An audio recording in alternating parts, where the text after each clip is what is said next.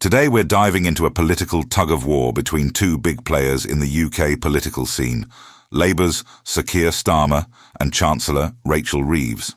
And it all circles back to former Prime Minister Liz Truss's infamous mini-budget. But here's the twist. Brexiteer and commentator Toby Young has just turned Starmer's own words against him. Intrigued? Let's break it down. In case you missed it, let's rewind to 2024. Sir Keir Starmer, Labour's leader, hammered on about how Liz Truss crashed the economy during her short stint as Prime Minister. Starmer argued that the mini-budget, introduced by then-Chancellor Kwasi Kwarteng, led to soaring government bond yields, spiking interest rates, and even forced the Bank of England to step in. Here's where it gets interesting. Toby Young has taken to social media platform X, formerly Twitter, to ask, if those bond yields made Starmer think Truss crashed the economy, what does it mean if they're still around 4.25% now under Chancellor Reeves? Is Labour crashing the economy too? It's a bold question and a clever reversal. To make sense of it, let's quickly recap why these bond yields even matter. In simple terms, government bonds are like financial report cards for stability. When bond yields rise, it usually means investors are demanding higher returns to hold on to riskier debt, which back in 2024, Labour claimed was a sign of a crisis in confidence under Truss.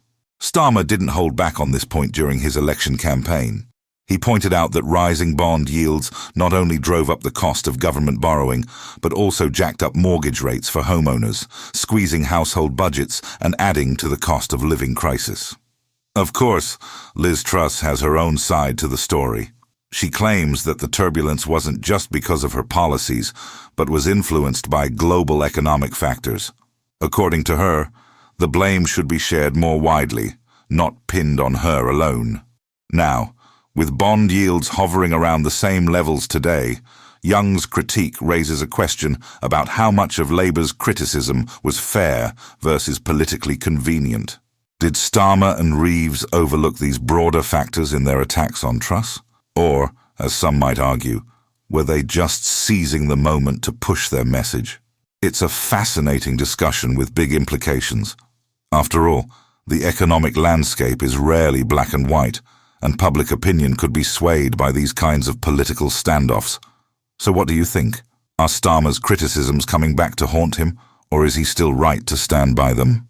Drop your thoughts in the comments below, and don't forget to like and subscribe for more deep dives into today's biggest political debates. Until next time, stay curious.